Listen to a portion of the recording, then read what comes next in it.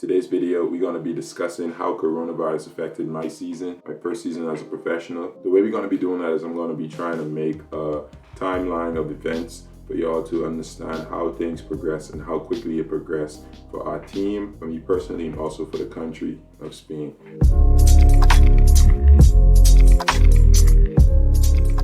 So this first website I'm going to be showing y'all is basically the map of the world. I call it the apocalypse website because it just looks like the world at the end type thing. Gives you all the cases, all the confirmed cases on the side here. And then there's the total deaths and total recovered.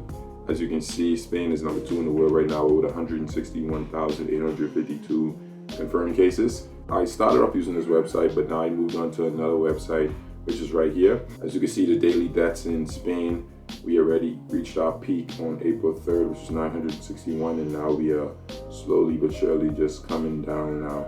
So how all this affected me? So if we look at this calendar here, to give you a perspective, my last game as a pro was on March 7th. My season wasn't supposed to end until if we would have made the playoffs, which we would have because we were undefeated and on track to possibly have an undefeated complete regular season. That was our goal. After we realized that it was possible, that was our goal. So March 7th was our last game, probably our best game of the season by far. It was a pretty intense atmosphere to play in. I mean, they had like a guy just blowing a trumpet the whole time, a little baby. They had a baby on the drums, like a baby. It was like beating drums. So March 7th was our last game against Santana. So we practiced regularly on Monday the 9th and practiced regularly on Tuesday the 10th.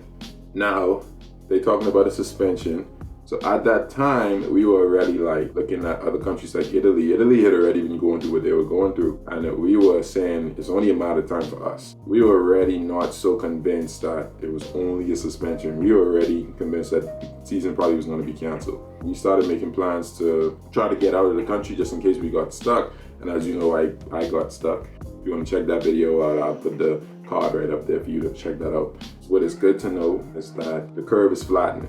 The daily cases went up, and now they're starting to come down and come down. If I could explain how this affected my first pro season, it's just that I just think we had so much to accomplish. We came here with a goal to promote to Leb Silver. We were prepared to do anything to get that done. We trained daily, 2 times. Sometimes we had 3 practices in a day. We knew what our goal was and we were ready, and it was just taken from us. I always said that even if we would finish the season and lose, at least I knew how the season would end. But now we'll never know how it ends. We'll never know if we have that chance to lose or win. But now I understand. It's sad. I just don't know how this will affect me moving forward, how this will affect me personally with my career, like how teams are gonna be looking now. Like my last game in Spain, I had probably my worst game as a pro. I hate that I leave on that note, you know. I always hate the feeling of what if. I always said from when I was in college, I always would say, I never want to be a could have been or what if. Like I never want somebody to say, oh, he could have been so good if he would have worked harder. I never want to be that. And now our season will always be a what if. We'll never know the end of it, and I hate that because I feel like we work so hard and we deserve to know how everything would have ended. I wanted to give you all a look at how this virus affected the basketball side. I already talked about how it affected me personally, but I want to talk about how it affected basketball for me as well, because obviously I'm a basketball player and that's my job. I wake up every day and that's what I do.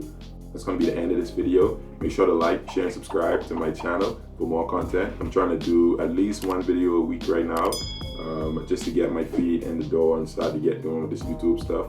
I'm really having fun doing it, so it's really enjoyable for me to sit down and talk and like have a way to, I guess, express the way I'm feeling at this moment. So I hope that y'all enjoy it as well. I'll continue to bring it to y'all. With that being said, make sure to sanitize your hands. Stay inside. Stay inside. I love y'all. Peace.